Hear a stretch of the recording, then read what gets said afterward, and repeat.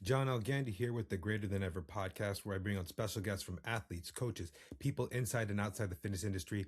I learn about them and their history and what made them successful, and how people can learn from them how to be greater than ever. Stopping by for conversation, she has over 20 years experience in the health and fitness industry, from working from professional athletes, people in sports medicine, and all types of aspects in the hormone side of things.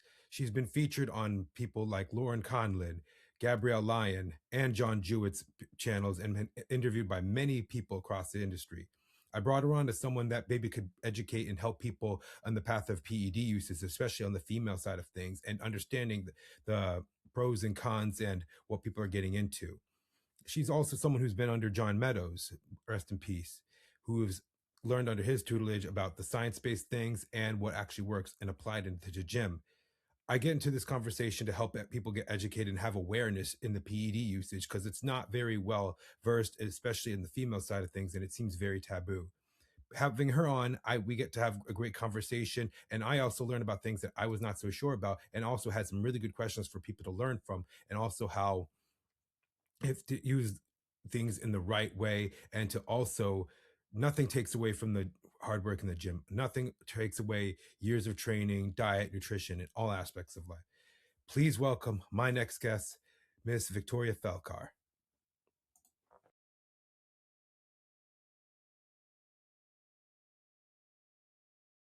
There you are. Hello. All right. How you doing, Victoria? I'm okay. How are you? I'm doing very well. I was just wondering, like, okay, right on time. So perfect time right now. Yeah. Yeah, no, I Yeah. was just having some technical difficulties. So my husband and I were like trying to get my external mic to work and it wouldn't work. And he uses Riverside for his podcast. And so it was Okay. just, yeah. I actually know. Is he Think Big Media, right? Yeah. That's how I first found you. I was like, oh Yeah. wow. So how I actually discovered you was because I've listened to people like John Jewett, Corey Hageman. I've actually had her on, and Think Big Media. And when I listen to you, I'm like, the way you talk is like an Ivy Leaguer. And I'm like, why don't we have more of this being brought out to our industry? And that's what I was like, I need to get her on. And Dom Super Slice, I can't remember Yeah. his last name. He would tell me Dom Super Slice is what we know him as. He's Yes. mentioned you, and I'm like, I care about the female divisions with like Bikini and Fit Model now, and I'm like, I need to get her on. Maybe this will be helpful and people can bring value. But talking about you and what got you into all this, and I kind of know some things. I did take notes, so I wouldn't copy what someone else said. Yeah. You had connections with John Meadows and David Tate from when they were at Elite FTS, right? Yeah. Yeah. So I met John when I was like 18, 19.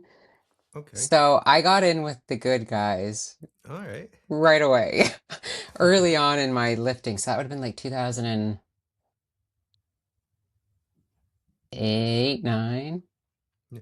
And this Not was to when age John was myself, but yeah, this was when John was still working in a bank at the time before coaching was taking that's over his right. life. Yeah. Yeah, Yeah. there it was I was all of one of 10 clients. Oh wow. He coached you. He did. He I'm did. I never heard you say this, but I think I had to Yeah. ask you this. Was competing and becoming a pro something like you wanted to do, or kind of like you Mm. wanted to see how it goes and you're like, hmm, you know, just wanted to test it out? Oh, I was so delusional. I was like, yeah, I was like, I was, because I was young. I was late teens, early 20s, and I was obsessed with bodybuilding, and I was really strong, and I had a ton of muscle. And my brain, because I had a dance background, I was like, I'm going to go into fitness and I'm going to freaking kill it. But my body did not do well with trying to maintain dance and gymnastics and then hardcore bodybuilding. And I just had injury after injury. So then I was like, okay, well, I'll go into like fit, because at that time I was like figure and bodybuilding. Yeah. So I was like, I'll go into figure. I am 5 foot and like just stocky build. So that wasn't going to fly either. So then it was like, well, I guess I'll do bodybuilding. And John was like, yeah, like, you've got so much muscle. And just because, it's bodybuilding doesn't mean you have to be a heavyweight bodybuilder. Like you could be a really good and still be petite. That's totally fine. Like just focus on building the muscle, the body, the physique that you want. So then I went to go try to do that route. So that was kind of my goal, but I quickly learned that that wasn't realistic for me with my health and my other career aspirations and just really what I enjoyed. I didn't really enjoy the idea of being on stage naked. That's what it came down to. Yeah. And I mean, this is one thing I appreciate about everything about John, because especially now Yeah. these days, and we're going to talk about into like the hormonal side of things, but Yeah. because John passing away, the science based and like what it actually like experience, like that's kind of like John could argue with anybody. I mean, and he would have PowerPoint presentations and bring that up. And I'm like, when I went to one of his seminars one time, I'm just like, wow, like he actually bring like if someone like for instance Jeff Nippard was there, like they would be like very like very like civil when they would when they would speak. It wouldn't be like Yeah. this is what science. Like he was able to differentiate and say, this is what science says. This is what I see work in the Yeah. gym. And he knows how to differentiate and show like how everyone was like individualized and what works for Yeah. certain people. So that's one thing I missed so much about him. But I'm going into you. So you kind of brought about your early days of competing. So you came from an exercise physiology background in around 2009, I believe. Yeah. So I started sports science in 2007 Okay. and did all, well, actually, even before that, right in high school, I was already doing like personal training courses and stuff like that because I just wanted to learn. Then I went into exercise science and I did that whole gauntlet. Mm. So a lot of schooling. Yeah. And I mean, I'm an exercise science major too. I went to Yeah. Virginia Commonwealth, and my goal was to go into, back and up until 2015, they made it where now you have to get a 3-year doctor of physical therapy degree, which Mhm. physical therapy is more competitive to get into than Oh, yeah. med school, which is crazy. Yeah. And I'm just like, yeah, but they don't have the salary. Like med school, like 10% chance to get in versus physical therapy. And I'm like, but Yeah. med school gets over 6 figures a year, depending if you whatever you want to specialize in. Yeah. And yeah, it's been like that's where it kind of I wanted to go to. My thing was primary prevention, and my any athlete, any client I deal with, I want to make sure that things don't get worse, and because my grandfather, had he been 70 years old, he'd be a better candidate for knee replacement surgery. But at Mhm. 80 some years old with like 8 diabetes medications, they open him up. There's a 20% chance he lives through the surgery. So Yeah. he just had to live through that. And he passed in 2024 at Oh, 87. I'm sorry to But if hear he was that. much, and that's my thing, if you stop things before they get Yeah. worse, things don't happen. So going Absolutely. into yeah. I think we'll talk about that a little bit more. so so you got into the industry because you were at the time like you were all in you were into competing. You're very into like inner I cannot say this word right, interdisciplinary, if I'm saying that right. Interdisciplinary. Yeah. Yeah, that's right. What got you to like want to like specialize in, for instance, with the hormone side of things? 'Cause I feel like it's not really as men's side people are open, like you're Boston Lloyds at the time, but it's not so much on the women because it's seen as taboo. And obviously you don't want to be a bad influence, but you kind of Mhm. got into it and you're very good at explaining things. So you want to Mhm. go into talking Yeah. about that a little? Yeah. So it all kind of wraps together. So um, I got really sick when I was 18 years old, which is actually how I'm from Vancouver, British Columbia, Canada. John Meadows is from Columbus, Ohio. So you think like, how in the world did I even get connected with this I was guy? actually going to ask that. Yeah, back in the That's on the world. Pacific West, and Ohio is in the Yeah. center of US. How did you go Yeah. from all the way from the northwest of the Pacific to how did you Yeah. connect with them? Yeah. That's a really good So question. I was really, really sick. I was already bodybuilding at the time, absolute gym rat, first year sports science, and my long story short is that I had some hormonal, just massive breakdown the first time my body tried to ovulate it at 17, 18 years old. And my immune system just absolutely erupted. And all of a sudden, I went from being this, like, you know, the star of like just absolute pinnacle of health, fitness, to gaining 30 pounds. My voice dropped, my hair fell out. I got diagnosed with all of these different things because nobody really knew what to do with me because I still was a young, active female. And so I actually went into a supplement store one day that I'd gone in many times. I was, picking up my All Max Isoflex whey at the time. And the guys behind the counter, he obviously saw that I'd gained weight. And he said, hey, like, what's going on? And I explained to him, I was like, I've been really sick and I don't really know what to do. And nothing I seem to do is working. Nobody knows what to do with me. He's like, it's a long shot, but there's this guy on the form, Mountain Dog Diet. You should contact him. And that was John Meadows. And, he right away saw me as somebody who worked really hard and wanted to get to the bottom of it and was educated and had the wherewithal to know that what I was experiencing wasn't okay. And so he took me under his wing. We tried everything that he could do in his power. And then I ultimately flew down, got connected with his doctor, Dr. Eric Serrano. And I mean, the rest is history. They forever shaped who I am and where I am today by just their not only teaching me the attention to detail with the human body and physiology and showing me a different side because when I was in sports science, of course, I'm learning about like energy systems and biomechanics and this really like empirical basis, but that was not what I was getting from John. What I was getting from John was the hands-on, the in the trenches, how to apply all this insight and information. And with Dr. Serrano, same thing. And it was for him, he pushed me into research. I wanted to go into med. That was what I was like, after my whole experience, I'm like, we need more sport med doctors that know about female health. We need more people that understand that all women are not the same. We don't have perfect 28-day cycles, that hormones are really complicated. And we need to start moving away from this idea that like we have like women's hormones and men's hormones because it's just so much more complicated than that. And Eric just said, he's like, you're too smart to be a doctor and you're going to be so frustrated trying to help people if you don't make and like distribute knowledge to then kind of trickle down to the patient. So, I mean, ultimately that's that's what I'm doing today. All those years later, gosh, almost 15, 20 years now. And you're almost done with university, or like you Yeah. getting your PhD? How many more years Yeah. left? I'm literally just wrapping up right now. Oh, wow. Yeah. So now you're going to So be Dr. Felkar, PhD. That's finally, awesome. finally. Listen, oh wow, no, it's great. Your body of work over like Yeah. decades, it's really going to be is valuable. And I feel like, you know, listen, when I started, I'll tell you how I started. If you Okay. asked me back in 2019, when I'm born in 95, so that should give you an indication of I was Mm, about what 20, 22, 21 years old around that time. mm, I didn't know any of this until I yeah. started seeing it come more prevalent, kind of talked about. I'm like, what? So I'm from that era. Like, obviously, people back then in the '90s, it was like from your gym buddies, and then Yeah. the forums, like the bodybuilding.com forums. I come from like kind of the social media, like, what is this all about? Yeah.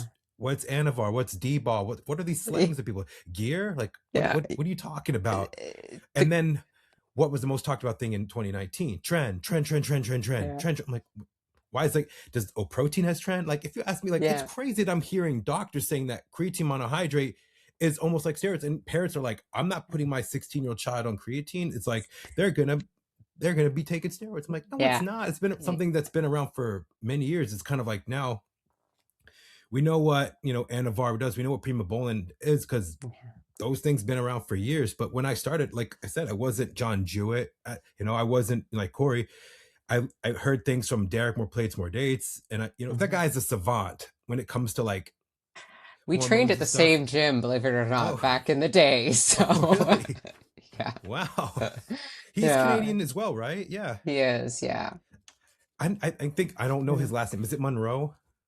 All I know is Derek, more plates, more dates. So it's kind of an unknown. I knew him as Derek Jimbro. Like that's like because we trained at the same gym. Like, what would that be 2013, 14, 15? Yeah. So it was before he was Derek More Plays More Dates. Because So he started around 15 and 16, I think, his whole yeah. channel.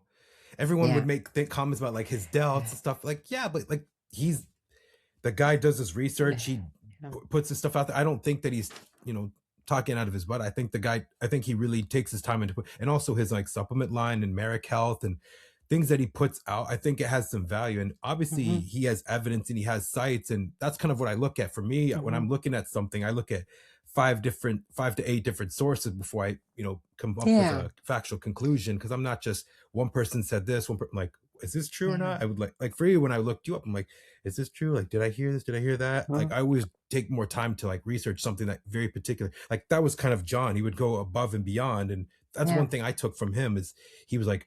He was just coaching youth football at the time, and he's like, "I got to make sure my team with you would watch film. He would like see them. Like going above and beyond really makes you specialize, and what it makes you great at what you do." So like I said, I Yeah. didn't know at the time any of this, and Yeah. I'm just like, if I'm ever going to decide to compete, I don't want to, 2017 was when Rich and Dallas passed away, and I'm like, Dallas was 26 at the time, and I was just like, oh no, like there's a lot of times I kept wanting to pull back, and I don't want to do this, I don't want to take the risk. But then I've learned from people who have longevity in sport that Mm-mm. there's a way of doing it, but there's a way of doing it right. And you Yeah. know, maturing, training first, having a building a foundation for many years, and then waiting and decide if you want to take that on and go Yeah. further. Yeah. So Well, that's where I came from. believe Yeah. it or not, I did my first podcast 9 years ago yesterday. Oh And it wow. was on Bikini Chicks on Gear, I think was the title, with Phil Graham over in the UK. Oh So I've wow. been doing this whole education on female health, female athlete health, female hormones, whether we're talking about endogenous or exogenous, for longer than a lot of people in our industry have even been lifting. So, Yeah. it's pretty wild to think about that. Yeah. And when I started, so 2009, that's when Bikini started. And obviously it's Yeah. evolved since then. It was kind of based off like a pageant girl, like a Victoria's Secret model. Yeah. I remember, the earlier days. I don't know if you remember her, Diana Dahlgren. Hmm. She was Miss Motocross, and she's a monster athlete.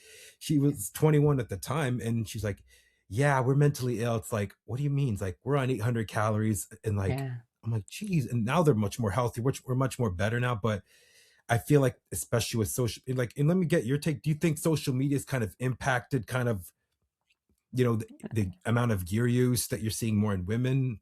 Do you kind of feel like that instant gratification, like now? Absolutely.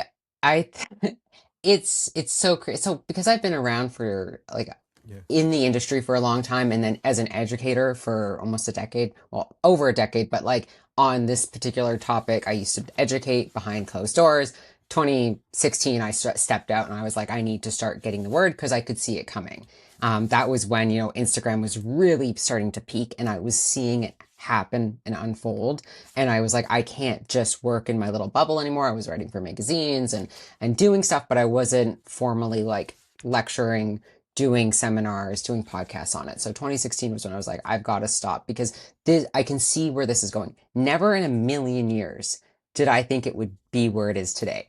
So like a decade ago, I saw that things were starting to shift, but I could not have ever imagined it would be now just a casual, like sometimes I'll go on and just try to like, touch the grass, see what's going on. I don't really hang out and I mean, I will train at home. I haven't been to a commercial gym since 2020. So like I don't see what's happening in the gym, but I can see what's happening online. And when I go on and I can see young girls that are under 20 talking about their cycles, it is terrifying on my For You page. I'm not going hunting for them. That's what's coming up. I Yeah. and not only the age, but the types of drugs that people are using. The we've gotten so I we've come a long way when it comes to this idea of risk management. We've come a long way in terms of like what can we do as users, which I think is an extremely important conversation. But I do feel like it has shifted a little bit in terms of for male users, by and large, what I've seen happen is that there's been this trend away from the mega cycles. There's been this trend away from how low can we go and what's the minimum effective dose and how can I manage my cholesterol, my blood pressure, what do I need to do for monitoring? That there's this conversation in that direction for men. But for women, I feel like it's the opposite. Suddenly it's gone from like, here is the list of 5 compounds that are safer for women to use, and that's it. Don't go anywhere else. Like we've gone from that to anything is fine as long as you keep the dose low. And I'm like, not really. That's not factually correct. Or women that aren't doing their due diligence with things like proper health imaging, that aren't doing their due diligence with proper baseline markers, and then being able to monitor certain things while they're using. And so I just feel that there's this like, it's almost like a flip of a coin that's happened for male versus female users. And now this is a generalization. I'm not saying this is across the board everybody, but by and large, that's what I'm seeing. And that to me is extremely scary because, when we think about um, the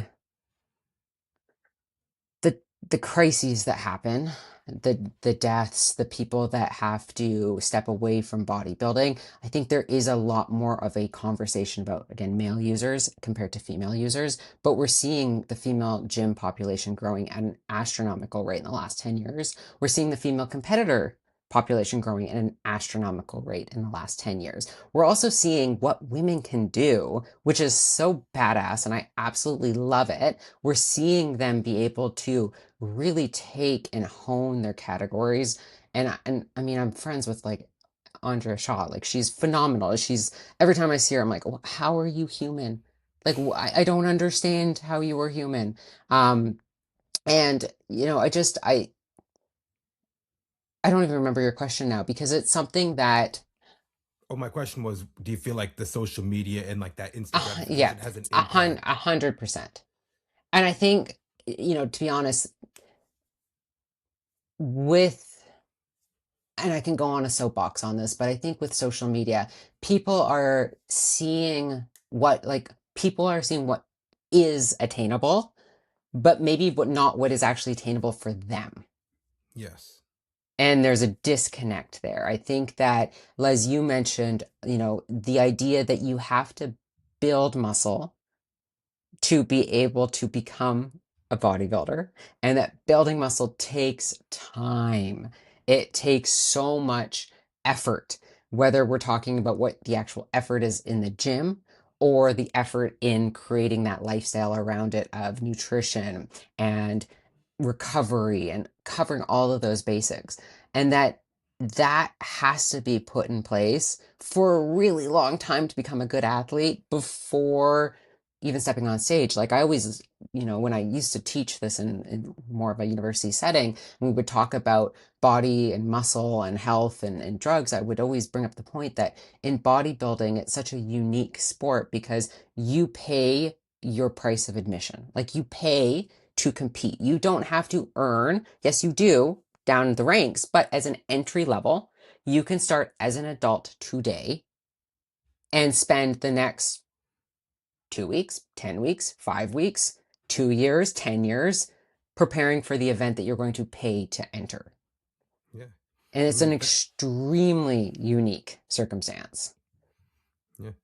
I mean, one thing it was kind of like, I wish people were listening, is kind of, you're putting like things that are meant to be for like male into a female, and you have to Mhm. understand that, well, a little 5 milligrams of Anavar is safe in most cases, yes, but obviously assessing someone's tolerance and seeing what works for them. But it's like, for instance, someone trying to go for their pro card at a national level show, and they just missed a pro card by like a place or two, and then I'm like, that person's going to be pro eventually within the next year or two, but then within 6 months they turn pro, and their voice is much deeper than before.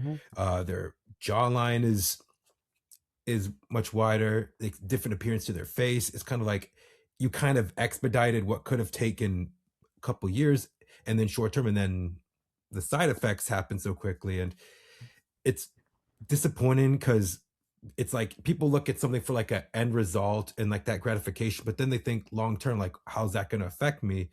I mean, I mean, Andrea Shaw, you've seen her I mean, it's insane. I mean, there are girls that have crazy genetics, Yeah. like crazy genetics, and they still remain feminine in the face. And then Yeah. there's some where, for when they as a pro level, in order for them to physically keep up with them, they take it a little further, and they want to qualify, they want to win, and unfortunately they get something, and they get the side effects and they regret it. Yeah. And I'm kind of like, there's a way to do it. They added too much too fast versus Yeah. taking their time little by little by little. Yeah. Not only that, but it's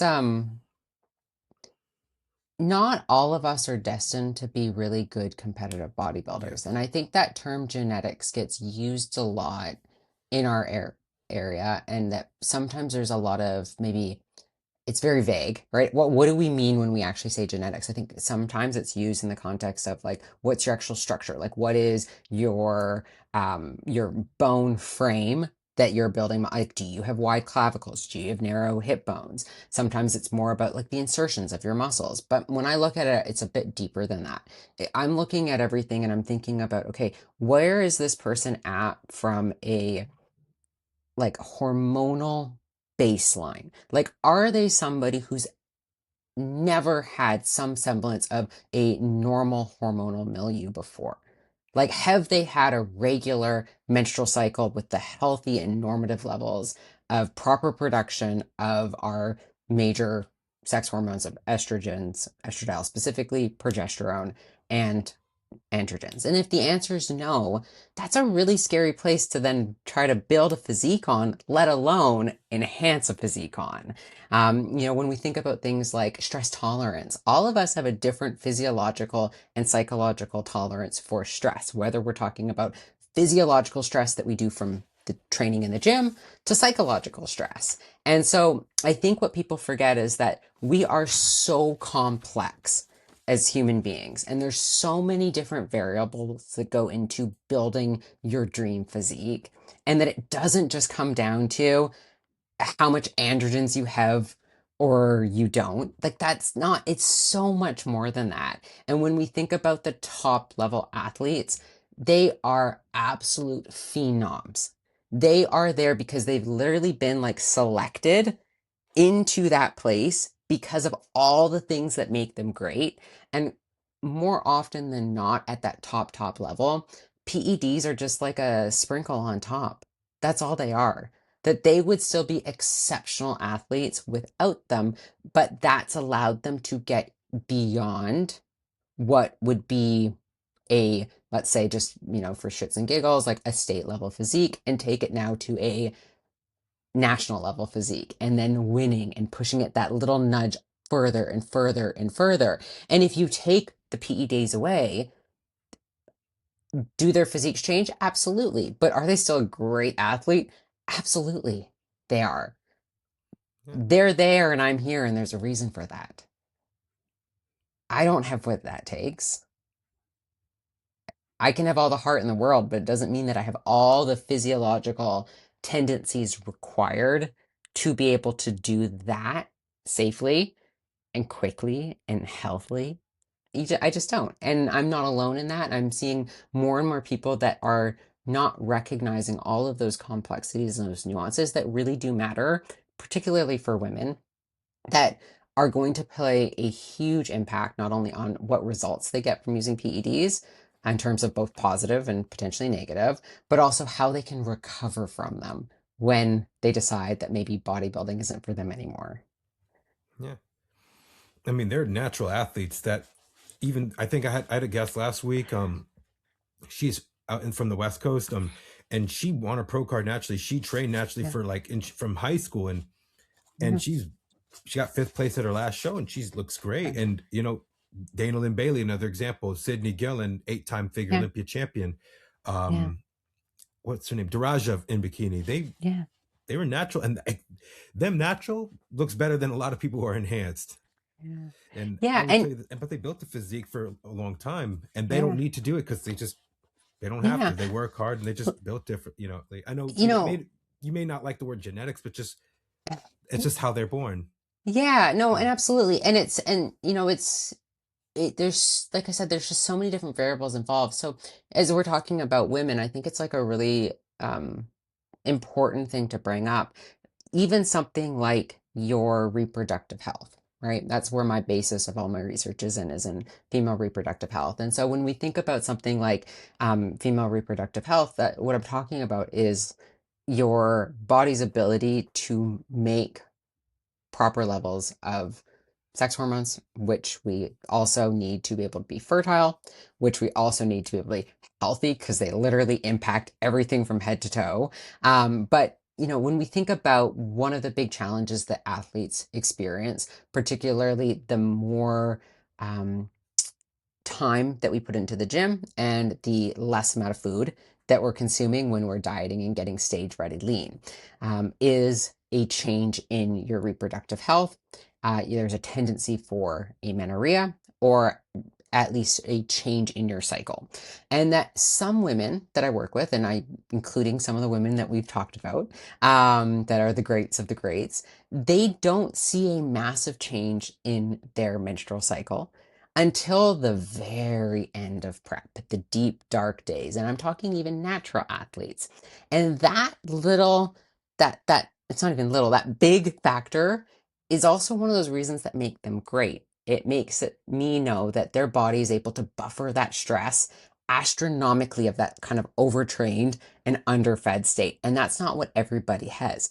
A lot of athletes, they start to see shifts in their reproductive function as soon as the calories drop just a little bit and as soon as the activity goes up just a little bit from their baseline. So, something like that is a great example to remind us that we're all not the same, that we all don't have the same physiological reaction, not only to drugs, but also to the sport that we love. And that physiological action is extremely important because there's things that we can do to help manage that. And that's another variable we have to consider when we're trying to mitigate risks of PED use, because those two things are so tightly coupled together. We're talking about hormones at the end of the day. Yeah.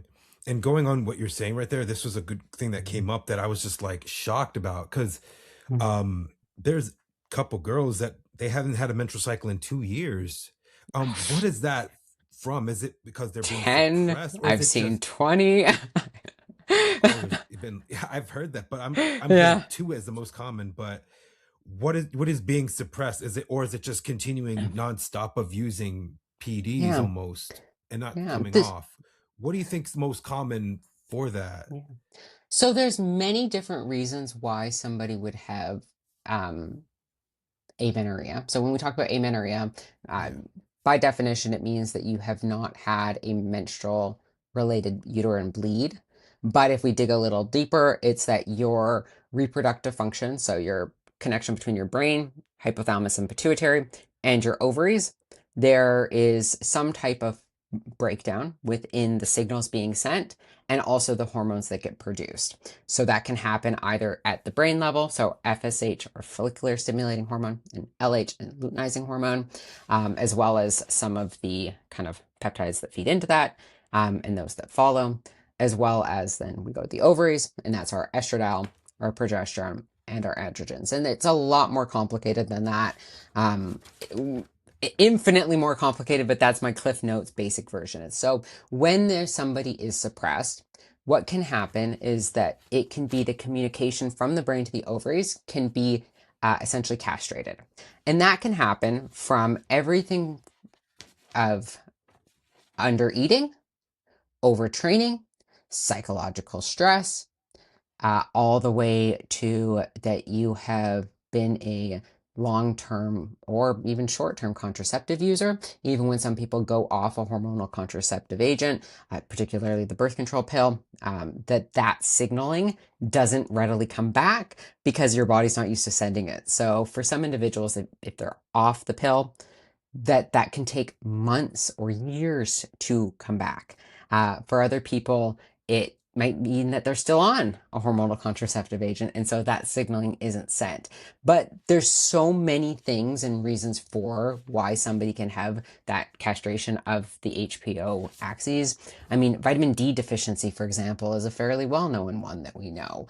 People that have thyroid issues, that's another thing we see concurrently happening in athletes that are overtraining, under eating, right? There's a phenomenon, used to be kind of, well, again, this is one of my major research topics, so I can talk about this forever, but it's relative energy deficiency syndrome, or REDS. And essentially, in a very simplistic sense, just think of it as there's a mismatch of demands of what your body it needs to be able to survive and thrive from a performance aspect and what our output is. And so this can be everything from most obviously nutrition is mismatched to output, but it can also be that like your recovery simply isn't matched properly, or that you have high levels of psychosocial stress.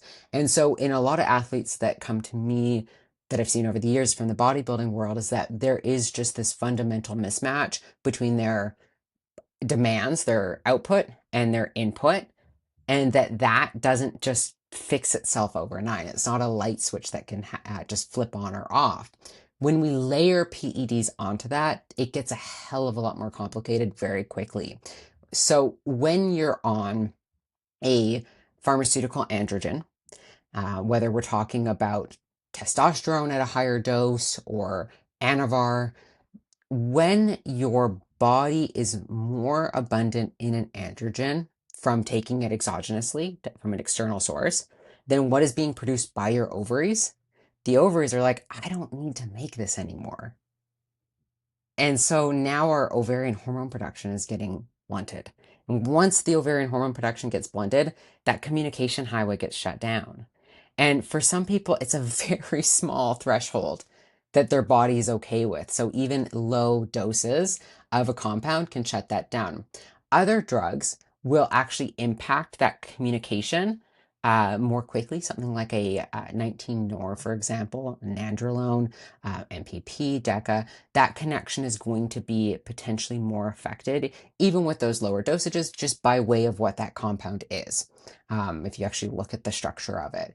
And so there's these different combinations, whether we're talking about dose or drug or duration of use, that communication highway isn't working. And so it's not just impacting your fertility, it's literally impacting everything in your body. So for instance, your brain chemistry is getting altered because our hormones convert into neurotransmitters. They also act on the brain itself. It's impacting your bones, your thyroid, your digestive system, your nervous system. And so as humans, we're not supposed to be, quote, balanced. I mean, if our hormones were flatlined, we would be dead.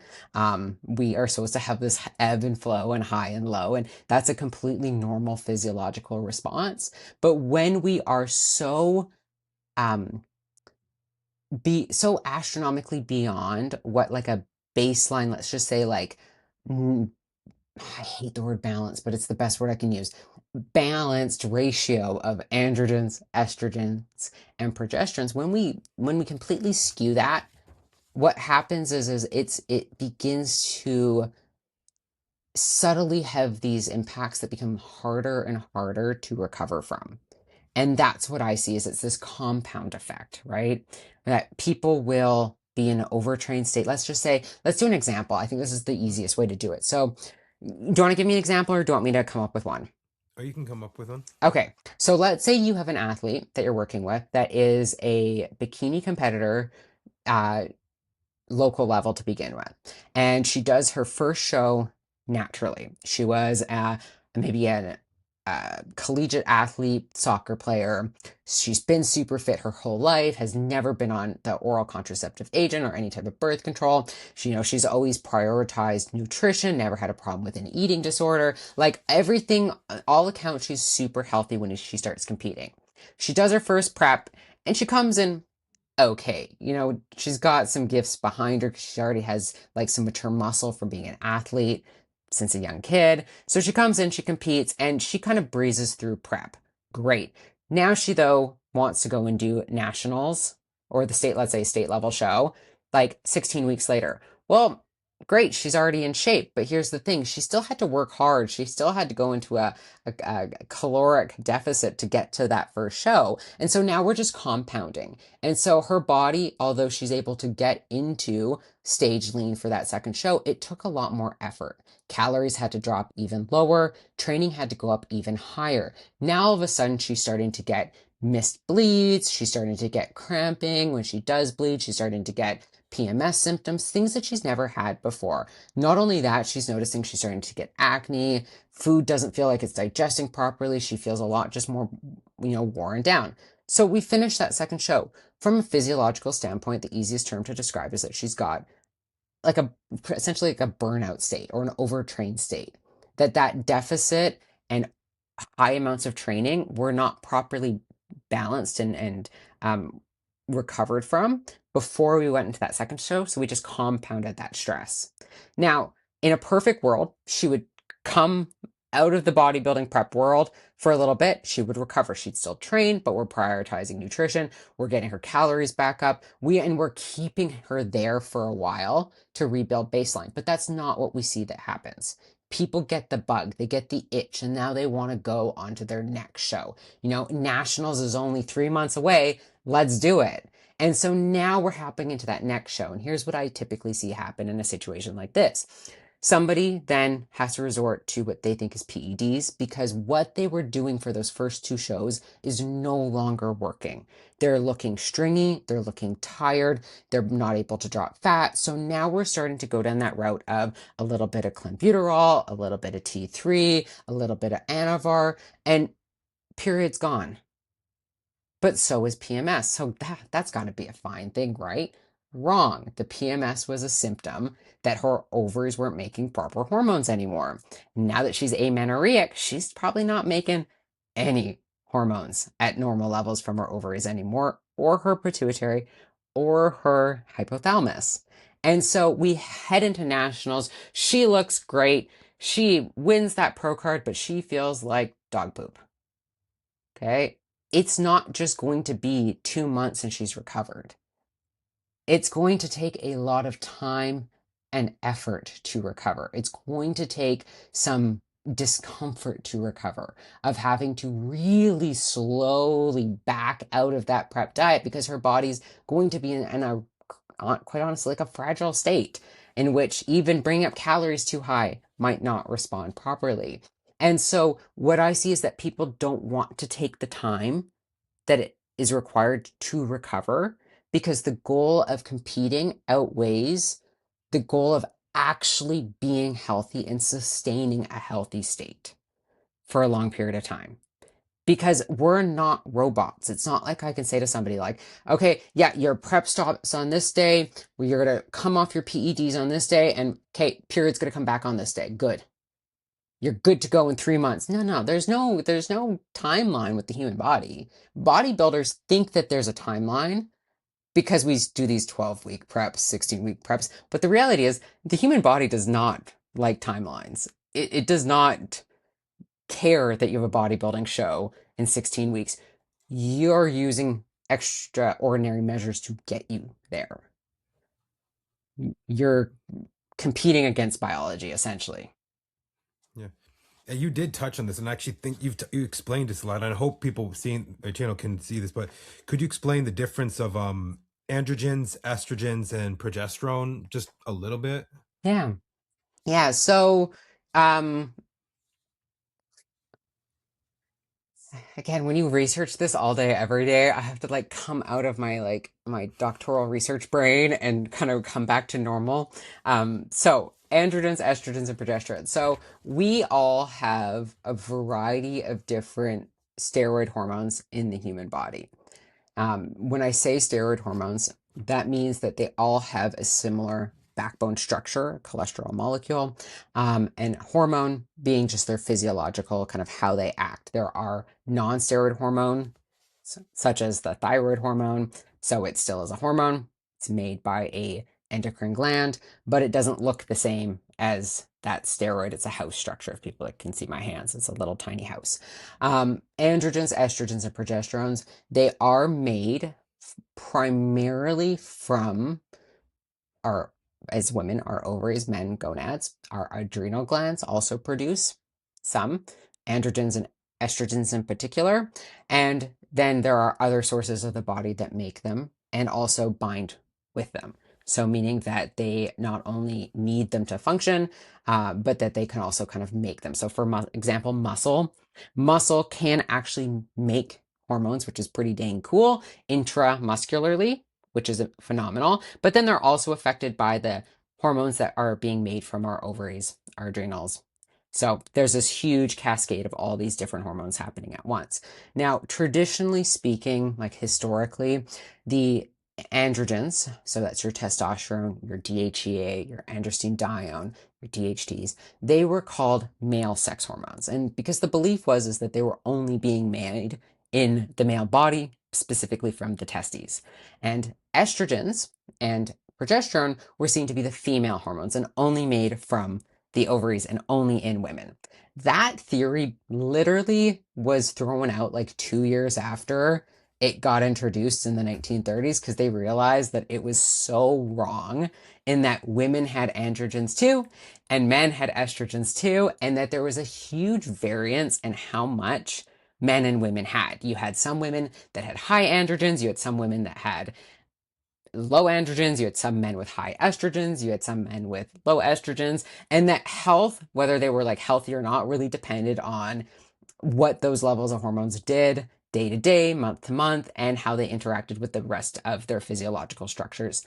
So the idea that only women have like estrogens and progesterone is quite false. We do have androgens. We do have, as athletes, we make androgens when we lift. We make androgens with the more muscle that we have, which is incredibly awesome for us. And so it's important to know that we don't just make them from our ovaries. We make them also from our adrenal glands. We also make a lot from fat cells, believe it or not. So that's something that, again, I don't know if we're going to touch on that, but for PED users, for female users that are going into off seasons, that's something that is so important to know because the more adipose tissue that you have, the more potential you have for some really nasty and long-term negative outcomes of androgen use that you have to be aware of. And that androgens and estrogens and progesterones, they're not just helping us, like I said, be fertile, helping with reproduction. They are helping literally like so many different systems of the body. They influence so many different systems of the body in unique ways, from everything, like I said, brain health to your just nervous system and neurological function. Eye dryness, for example, can be from low estradiol. Well, when women start dropping their estrogens down in prep and they're going like, oh, I went to the optometrist because my eyes are just so sticky and I don't know why. It's like, well, because you're not, estrogen's really important for hydration, not just in your eyes, but also your gynecological area, such as your vaginal walls and your vulva, to your skin, like the skin on your face, to your scalp. And so hormones are doing so many different complex things.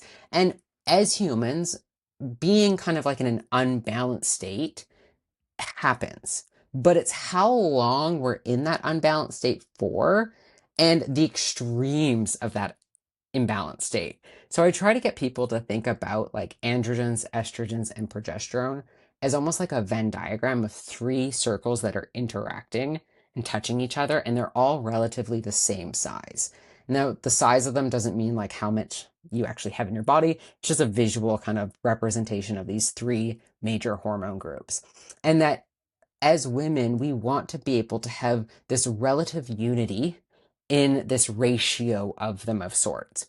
But within bodybuilding, what often happens is that you see that androgen circle get blown up to supersizic portions. You see that estrogen circle get shrunk down to an itty bitty pea, and you see progesterone get completely taken away. And so that physiological state is where bad things happen. It's not a pro health state. It's not even a pro performance state. And I wish more people would realize that is that we need estrogens, estradiol to grow muscle. Estradiol is a pro muscle building hormone. It's not just about testosterone. And that if we could wrap our head that these hormones are all have equal weight of sorts, and that yes, having a hyperandrogenic state can be helpful in augmenting muscle growth, there's also a downside to it. It's not all fun and games, it's not all good, and that we still have to have this balance and this match in other chemicals involved in muscle growth to be able to produce a not only a healthy physique, but like a winning physique in our world. Yeah. Yeah. And that's a good point because it's going to lead to this because this is something I've seen maybe within the past 1 to 2 years. So the more muscular divisions like, figure, wellness, women's physique, you see a lot of the girls now being, like they do enough, like they're one and done.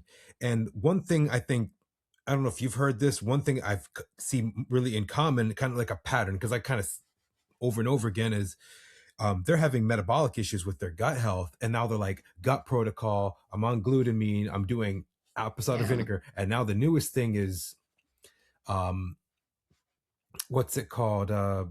Sauerkraut is being implemented. So what is your take? What do you feel is what do you, based on what you've seen, what is the most common like causes of gut issues that you're seeing Yeah. now, especially with People, the more muscle divisions? Is it because they're carrying more muscles that it's so much to exert and present on stage with training and all that?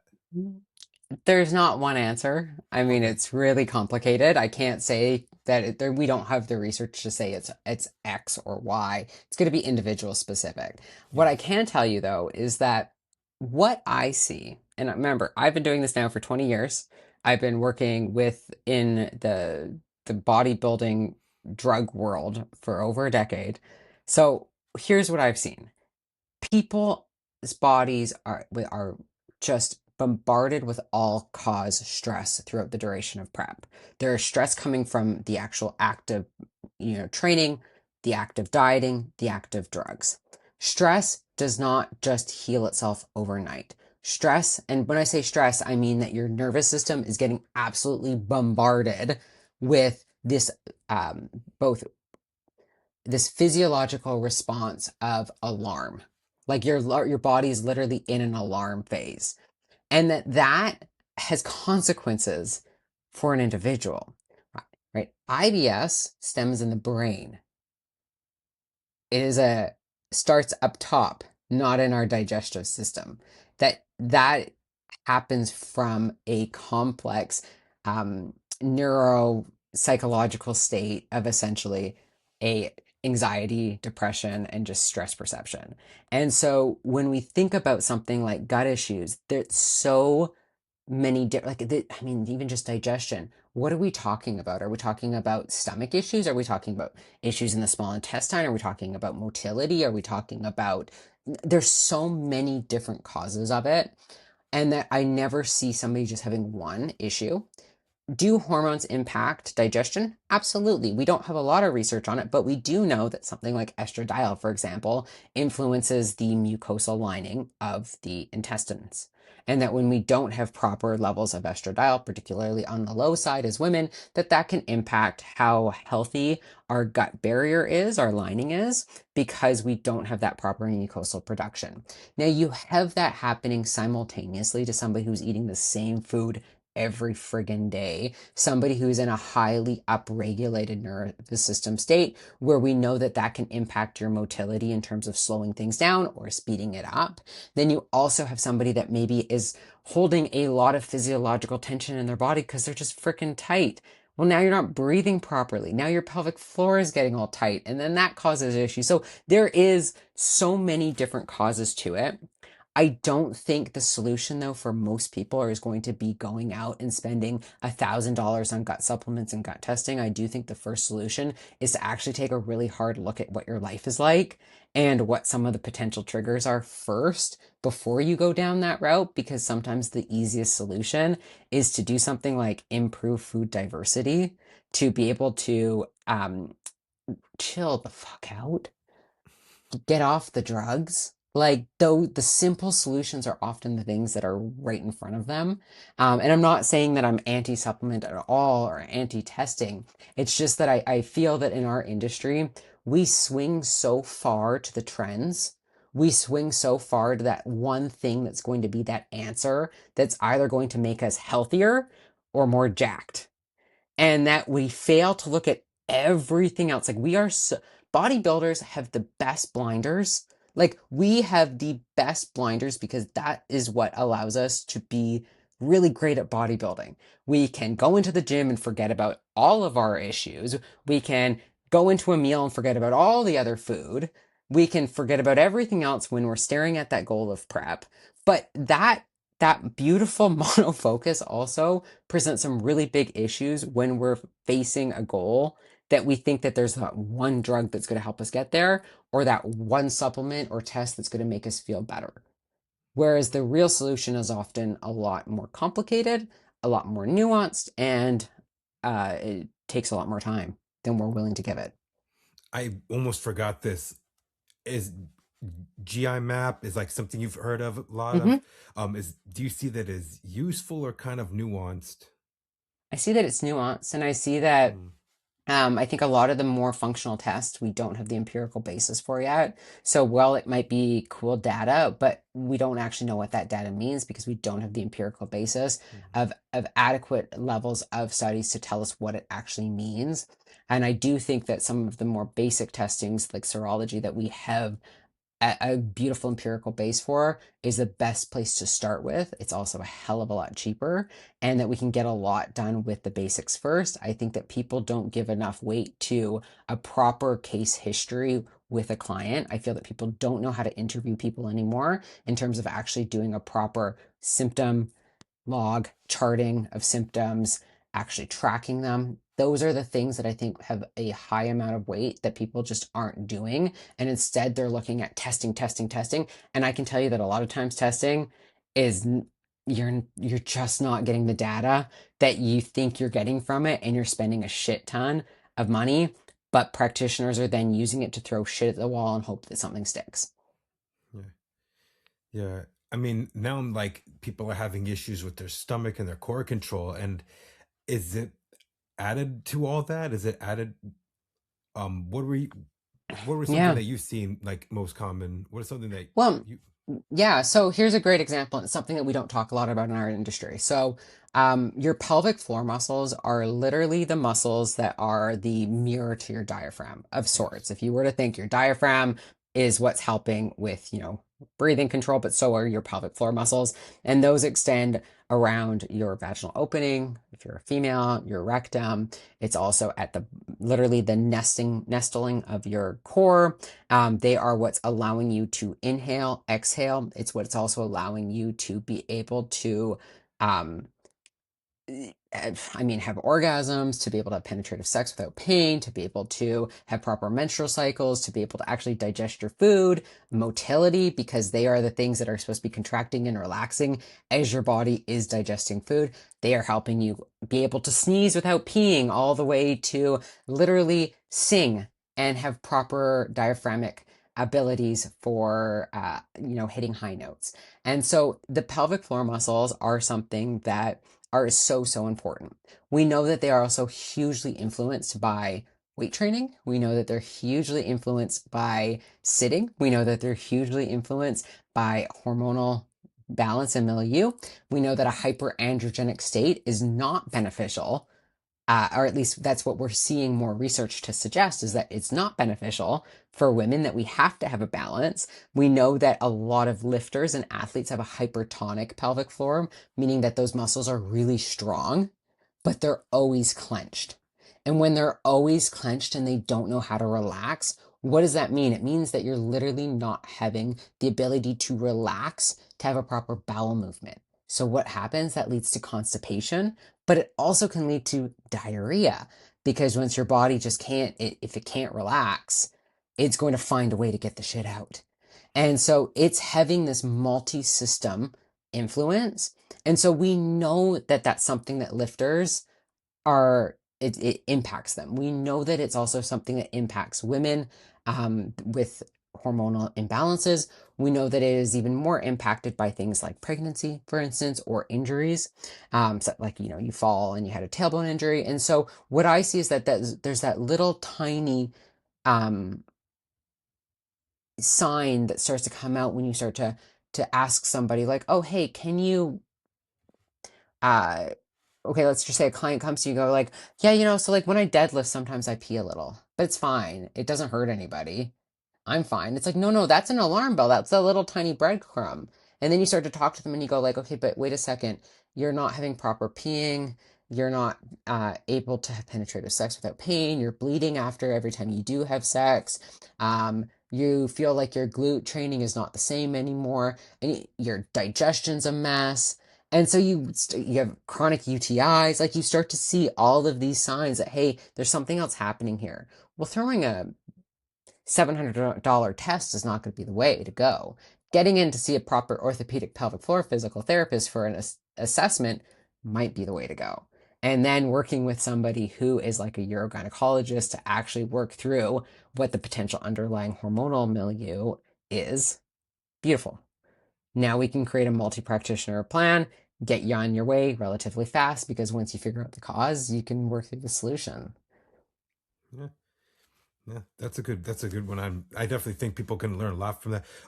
So one thing I've noticed in the past couple in this past year, 2025, is a talk of peptides. Yeah. Almost everything, peptides. Um, I know GLP-1s and Reta have been talked about a lot. And Yeah. from what Dom said, there were 6 athletes on the Olympia stage who they took Reta and they look washed out in their abs. And one girl, her legs, like she just lost her leg size from it. Um, what are, what is your nut background on on the whole peptides thing? So what I know is what I've taken, which is um PPC 157 and TB 500, what you call the Wolverine stack for recovery from when training hard. I know those because they've been around, they've been studied, but other things I feel like I'm not so sure. I get kind of nervous when I'm hearing athletes, especially now that this fit model category is out. Now they're on peptides. I'm just like, okay, but then it's like, good diet. So your knowledge of peptides and biggest pros and cons that you see from your Yeah. background. Okay, so peptides are a huge, huge And not all of them are array. bad. And not all of them are bad. Yeah, and there are a huge diversity of different chemicals. So, just like we talk about androgens often in like a very myopic way where it's just like androgens, when the reality is there's a bunch of different types of androgens. They're not all the same. They don't work all the same. That they've got some key features that are the same. At least they come from the same family. Peptides, they're working different systems, they're working on different endpoints, they're working like it, there's such diversity within that class. And so I think that people need to first know that when we're saying peptides, we're not just saying it's this one cause and effect, or it's this one biochemical, that there is so much under that umbrella. At the end of the day, they're a signaling biochemical, and so they're helping make signals. There's a lot of things in the body that can do that. I think that people need to be a lot more cautious. I was actually talking to my husband about this earlier because I was thinking about our interview, and I said I think that right now people, women in particular, have a false sense of security for their health and femininity by using peptides or using this health supplement, and that it's a false sense of security, because the reality is we don't freaking know everything that certain peptides do, both short term and long term. And there is a lot of shysters out there right now that are using their discount codes and their affiliate links and everything else to sell products to people that don't know what the product is, but they're being promised all of these brilliant things. I think about the growth hormone based peptides that exist right now, and it's like, it's going to promote this and that, and I'm getting these results, and I'm losing this much fat. And I'm like, yo, growth hormone's not even going to do that. So how the hell is this like signaling protein doing that for you? Like, you're not using that, or you are, but you're not actually getting anything from it because you're stacking it with 16 other things. And so I think people need to know what's the end point that the drug that they're taking is supposed to do. That's really, really important. What's the drug doing itself? That's really, really important. And do we have any available clinical data on it, or theoretical models, and how many? And then what are your influencers saying about it? And is this actually what is being said? Don't go to ChatGPT. Don't go to AI, because here's the thing. It's pulling from social media posts and Wikipedia and peptide company websites. It's not pulling from science. That's not where it's looking at. It's not using critical thinking and, deep modeling. It's looking at the accessible information and then building a profile. So please do not use that for drug information. It's very, very, very, very risky. And I am absolutely cannot say and challenge that it's a safe thing to do enough. So when I think about peptides, again, there's a lot of different ones out there. They're not all equal. There are some, like you said, BPC, TB500, that have been used for several years. Are they used in the clinical sphere? Not yet. There are maybe some orthopedics that are starting to integrate it, but by and large, they're still relatively fringe within medicine. Something like a GLP-1, it's been around for a long time. I have lots of feelings on it. I have lots of different experiences with it. Um, People that I know that have used it, used everything from Victoza, which were like your first line when they came out in the mid 2000s, well, 2010s, all the way now to your newest kids on the block. Not all of them are the same. They're not going to have the same effects either because you have different types um, of drug combinations within them, within certain actual formulas. So I just think that we need to be a little bit more cautious about them. I don't think we need to be scared. I think some of them have some great potential, just like there are a lot of new drugs out there that are, coming out down the pipeline, like exercise mimickers, which are really cool to see, or like SLUPP32. Like it has some great promise to it. Is it though the end all be all best thing? Should we be running into it full force? Absolutely not. Is there always going to be risks with these drugs? 100%. And not only risks associated with the drug itself, but just the manufacturing process. These aren't regulated. They do not have this high level of safety in terms of even their production, so you don't know what you're getting. There's also user risk with how they're being used. I have seen many people that aren't even, like, they don't know how to inject properly. And so they don't know how to mix properly. They don't know how to do a sterile environment. And so they're getting negative effects, not from the drug itself, but from actually how to administer the drug. And so nothing we're talking about here is like in mainstream. We're talking about things that are being used in the fringe. And that becomes even scarier that when you do have an issue, are you just going to go to your family doctor and they're going to know what you injected yourself with? Not at all. And if you overdose something because maybe you didn't know how to calculate it properly, are they going to know how to help you? No, because they don't even know what the drugs are. Yeah. So you really need to think through these life choices that we're making about drugs, even something that's seen to be or promoted as being benign and all benefit, is that there's a lot more to it. And again, I'm not anti everything, but I just think that we need to be a little bit more cautious of what we're putting into our bodies. We're not dumpsters at all. I was gonna say, like, like, I feel like once the stuff gets FDA approved, many years from now, it's gonna change fat loss forever. It It could, already is. Yeah, it yeah, already is. GLP-1s have already, we're in a new world now. yeah, Between that and the changes to the um, the food pyramid, we're in a different. yeah. We're heading That into a was just different recent. era, and it's exciting. And I'm very excited for seeing where this is going to go.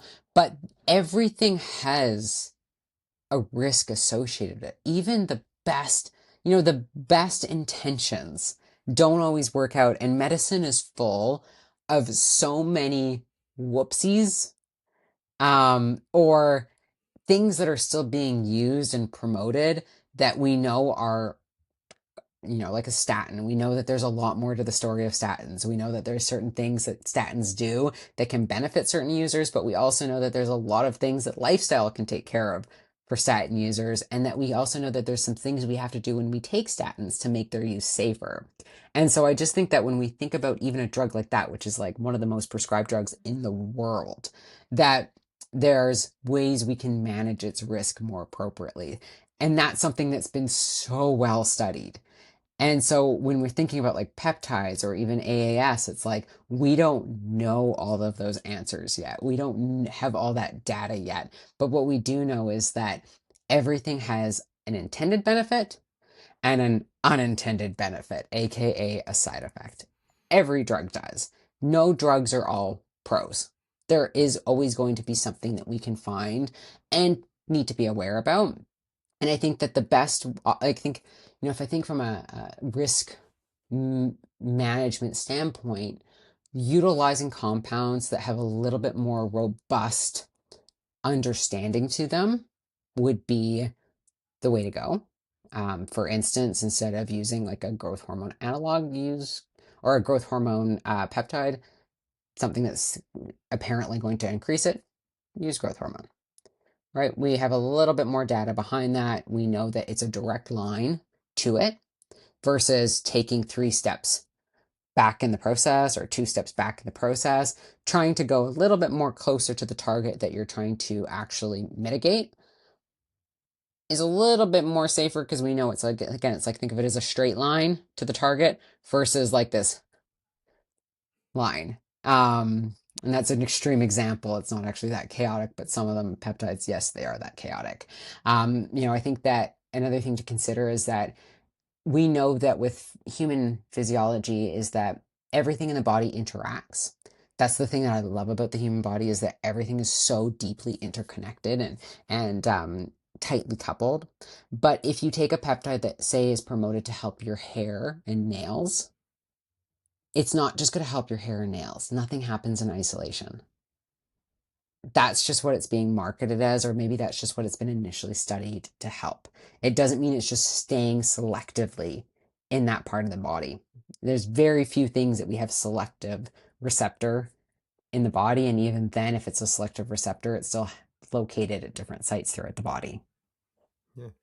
I mean, the things with that I've, the cons that I've heard is especially with like Reta is you be like, someone will take it. It's like, doc, like it's been a month. It's like I only lost. It's like it's been 3 months. I've only lost 5 pounds. Like, well, why have you lost more? It's like they just want to use it for like the fat loss part of it, but not changing their lifestyle. You still have to put. But the thing with, and I'm hearing about blindness, and there's like a 2 billion lawsuit. It's kind of like making me go, I don't know, like I'd give it some time, but then again, everyone's body is different. But you talked Mm-hmm. about your research and what you've done. So I don't know if you mentioned this, but when you started this whole thing out, there's no like articles, there's no any of that. You said you found like books from like Europe to like know how certain drugs work and the Yeah, effects. What were ways that you educated yourself to figure things out when you've heard it for the first time, when like yeah, you first started? I can you go back to that? yeah, yeah. So when I first got sick, so when I got sick when I was 18, 19 years old, my androgen levels went super physiological high. So I went into a natural hyperandrogenic state. And so my first entry into this world was really learning about the phenomenon of hyperandrogenism in women. So what happens when women have naturally high androgens, whether it's acquired or there's a genetic variant in them, and really learning about the physiology behind that. And so that forced me to go deep into androgen activity, from receptors to metabolism to alternate pathways to synthesis. And so that is where I got my feet wet. And also learning about the communication and the cross kind of um, reactions between estrogens and progesterone and other biochemicals throughout the body. And so once I felt like I was like, okay, getting pretty good at this, then I went really deep into women's health. I took a lot of courses in this stuff. Then I started in the world of pharmacology. And so I was working at hardcore bodybuilding gym at the time. It was one of the biggest kind of like hardcore scenes in Vancouver where I grew up. And I saw and trained with a lot of women that were users, and I was seeing that like my experiences as a female with high levels of natural androgens were really similar to their experiences with pharmaceutical androgens. And I was like, huh, what gives? Like, this is really interesting here.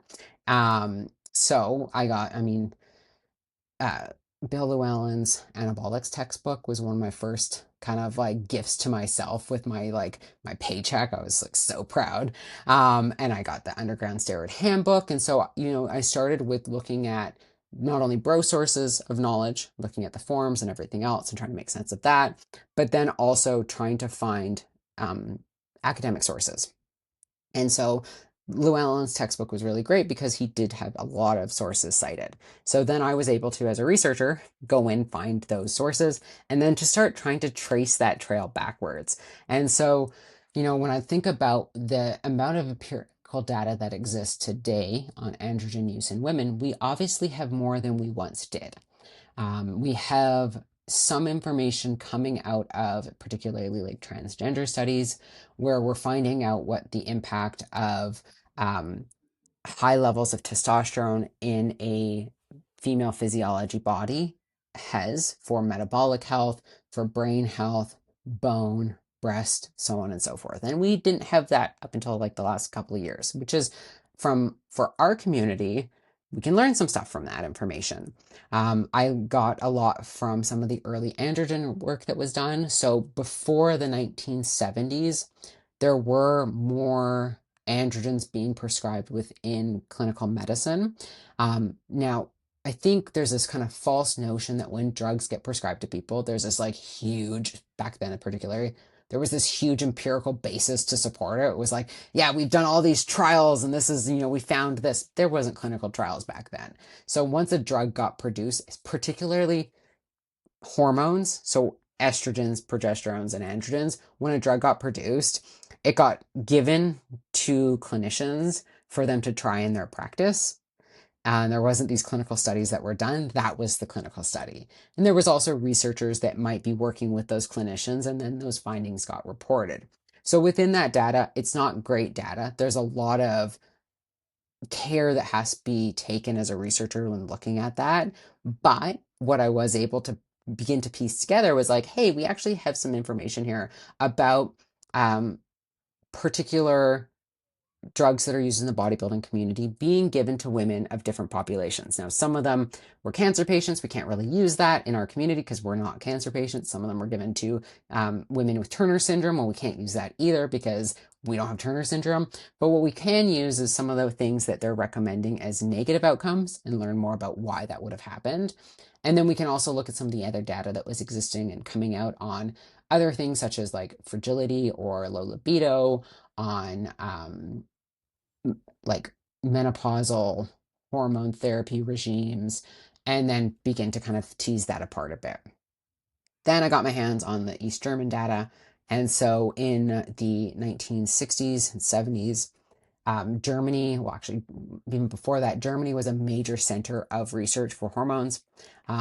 And so when we think about like female androgen use, a lot of times that trope that we think of is like the big East German women from the 70s and the Soviet bloc, and that they were like the track and field athletes and the swimmers. And that's kind of that image, at least up until maybe the last decade, that people would think about.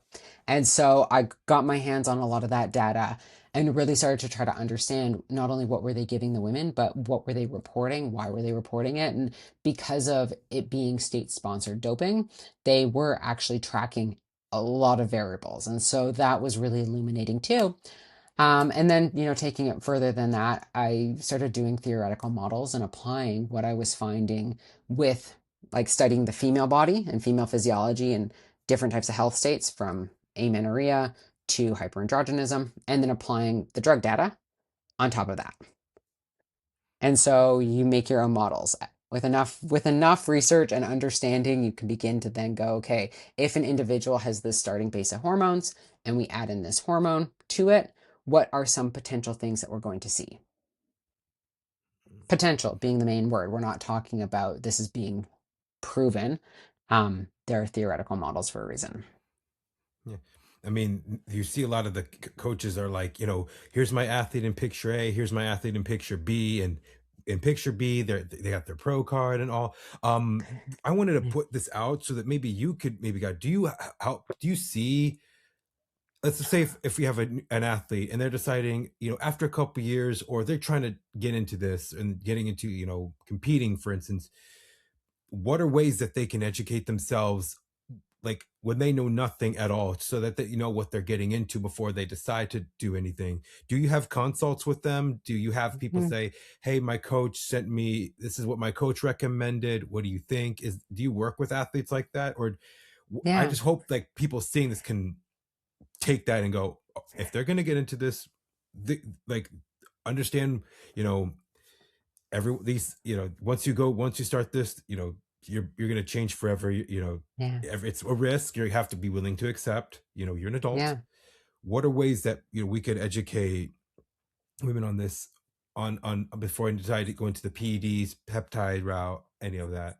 Yeah. So, I think, yes, I do consults with people all the time. I do it with both coaches. I do it with, actually, I work with a lot of clinicians from around the world because they're getting patients that are on androgens and they've never got education in them.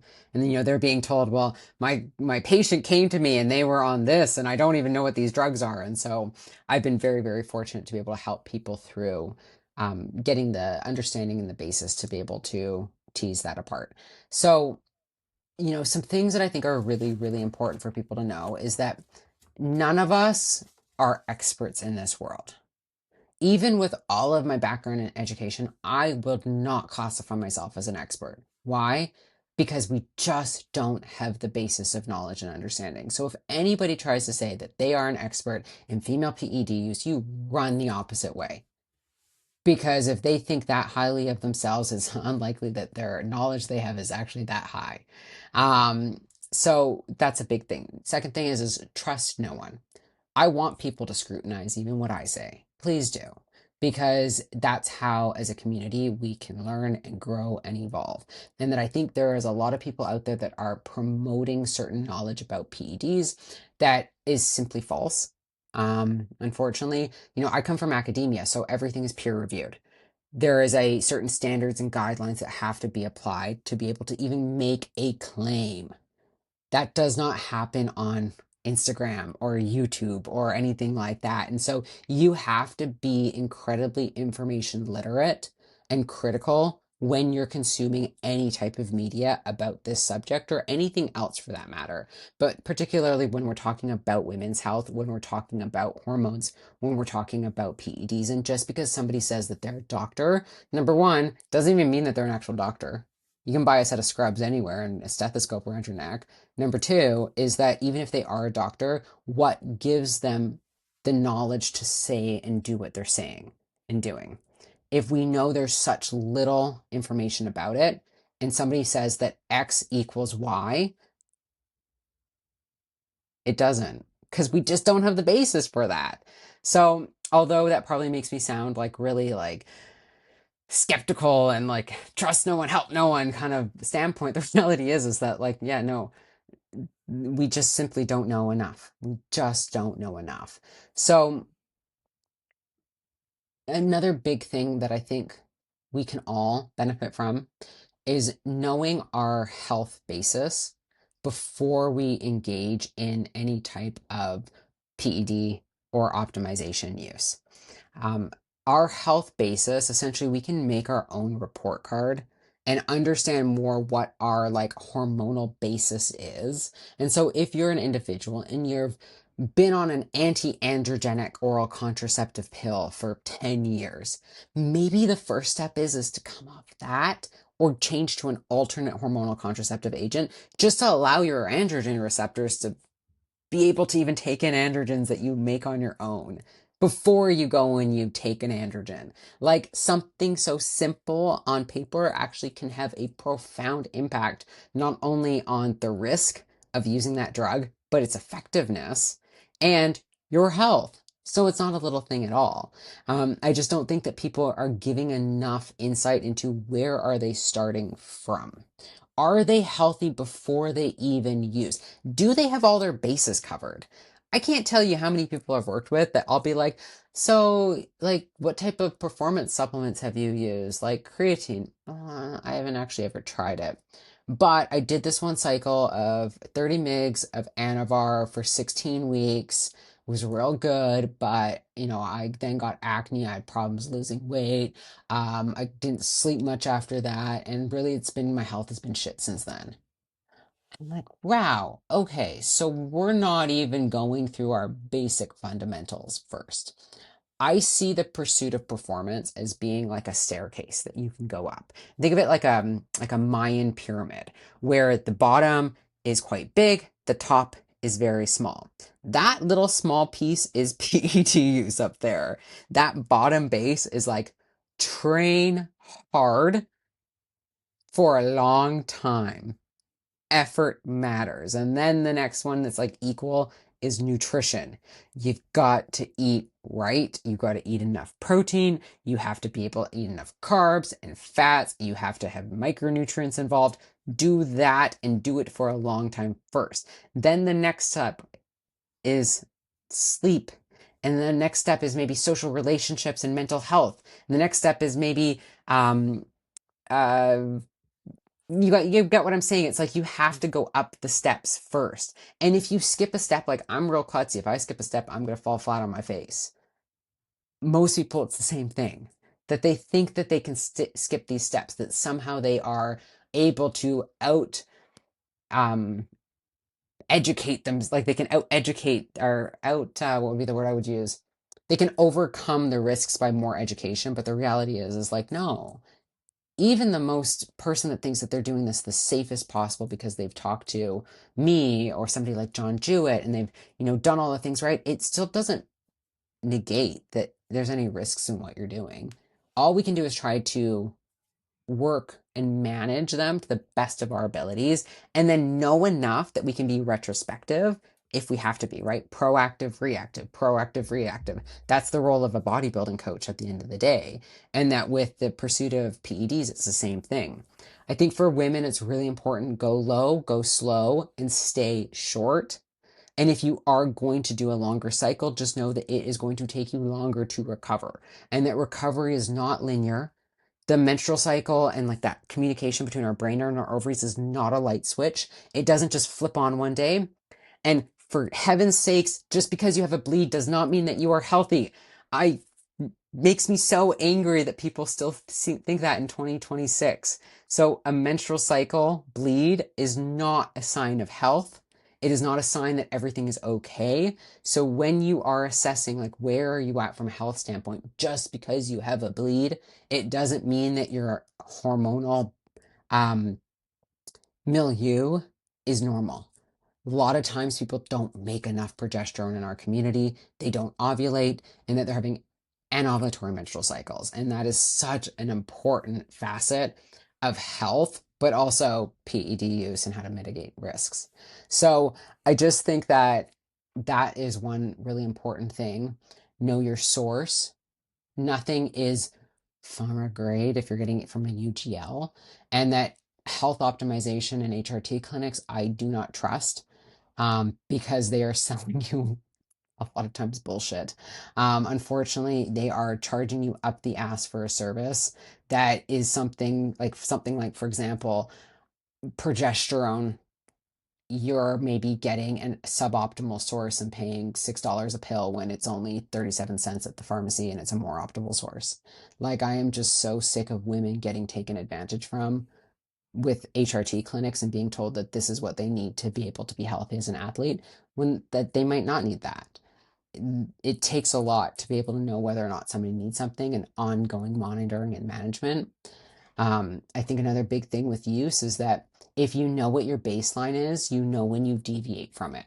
And so if you know what your health baseline is in terms of metrics that we can measure, blood pressure, heart rate, certain lab values, menstrual cycle, like stats, whether we're talking about bleed duration, whether or not you ovulate by using basal metabolic temperature combined with cervical mucus, you know what your baseline is that then we can monitor it as we go into the journey of whether we're talking about prep or we're talking about PED use.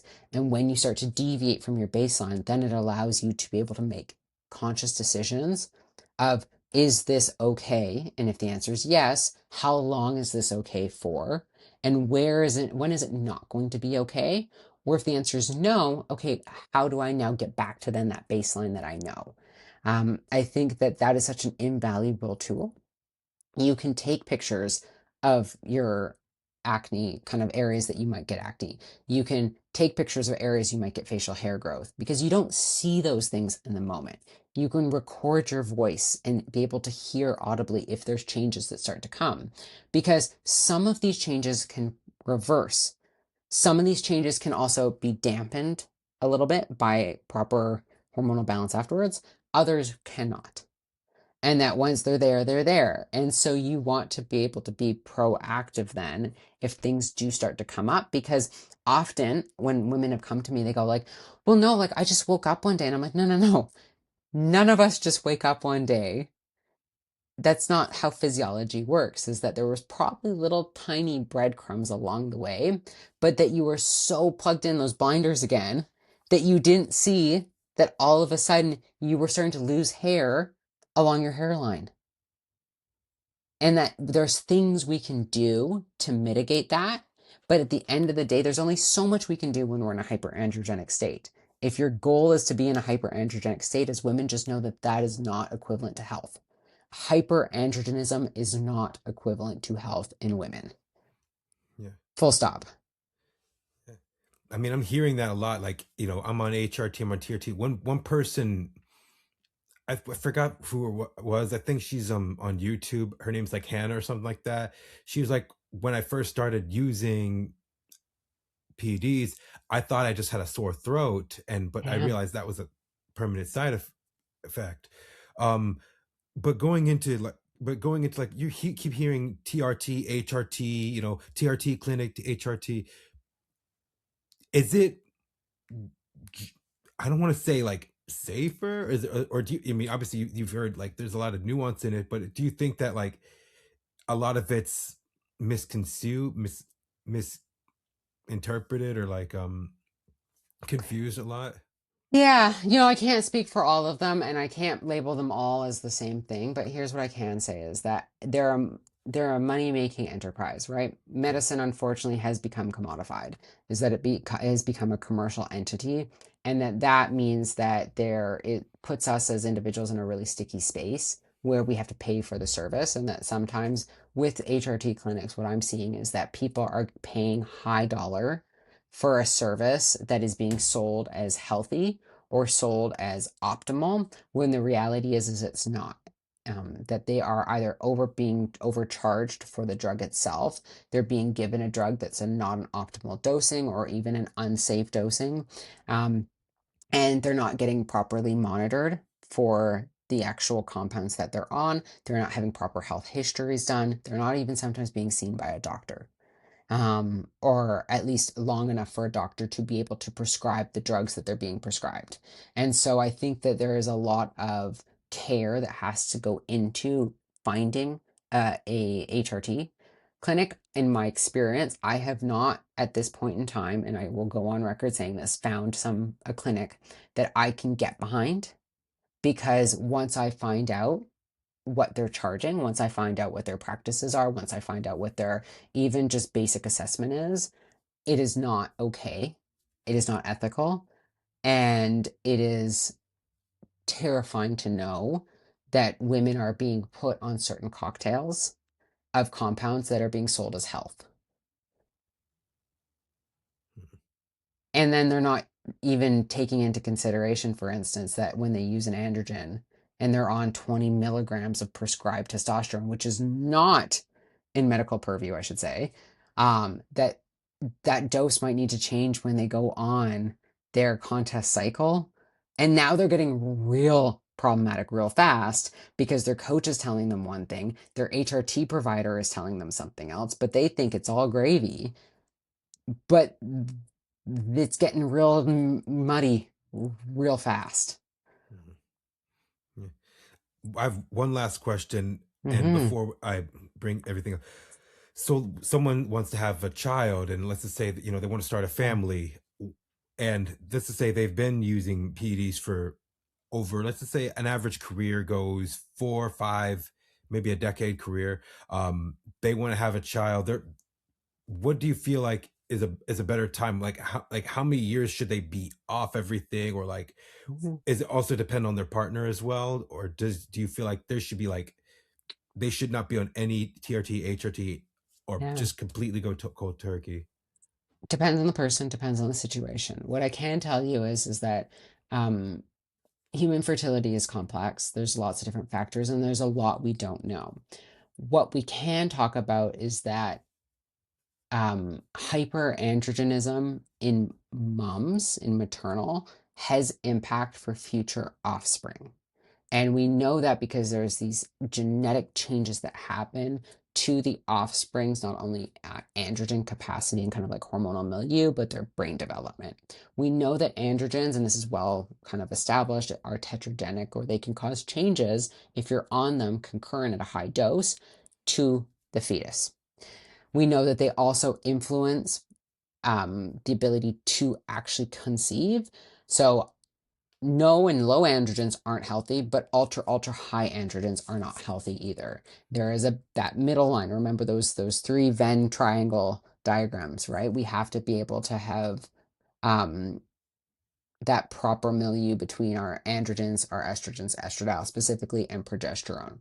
If somebody has never had a healthy relationship with their reproductive health, it's very unlikely that they're just going to have a healthy pro-fertile state when they come off gear and stop competing. Because if they've never had that established before, why do we think that it's magically going to happen after, they're now in their 30s? Like, no, it's going to take work, and that might not even be possible, to be honest. For some individuals, that ship has sailed, and sometimes it's sailed even before they've gone into the deep end of competing. But that there are, like, the fertility development kind of world is expanding at a rapid rate. There's things now like that are being done with like stem cells and some of the more like biologics that are really, really interesting to be able to help with like ovarian, the actual the eggs themselves, get them healthy again. But no matter what, it's going to take time, and the healthiest offspring, the healthiest pregnancy, the healthiest mother comes from being in a pro-fertile state for an extended period of time before we conceive. That just because you start to ovulate again, or just because you're going to do like an IUI or in vitro, doesn't mean that you should, because you've got to remember it takes time for those eggs to be as healthy as they can to then create the healthiest offspring possible. Or if you've never had exposure to healthy levels of progesterone, for example, which is what I see a lot in the athletic community, you get bathed in progesterone when you conceive and are carrying a child. If you've never had proper exposure to this hormone, that's going to be a world of hate for your body and your brain when now you're making super physiological levels for the next 8 months. And so I tell women to really know and understand where their starting hormonal basis is and really try to cultivate that for as long as they're able to before they conceive. Now, it's not perfect for everybody, and there's some women that, like I said, the ship has sailed. That either they've been in an anti-fertile state for an extended period of time, they've just completely altered their capacity for not only having a healthy ovulatory menstrual cycle, but also for being able to have like healthy matter in that egg that will go on to be fertilized and then turn into an offspring, or that they are unable to handle the high and changing levels of hormones, like the stress that pregnancy puts on the body, because their body was in such a um, unhealthy state for an extremely long period of time. So there is no one size fits all when it comes to fertility. Yeah. I mean, I look at Candace Lewis, who had a 10-year career. She Yeah. won everything, and I remembered I cried when she said, "I'm tired. I've done this for 10 years. It's like I want a family," and I mean, she's great. She looks great now. I think she's in her early 40s. She retired at a good time, and I mean, she has three. She has three healthy babies, but I think that's just very rare. But I think that there's no like set like time like off or many years. You just kind of think everyone's individual. It depends on how high their Yeah. progesterone levels were.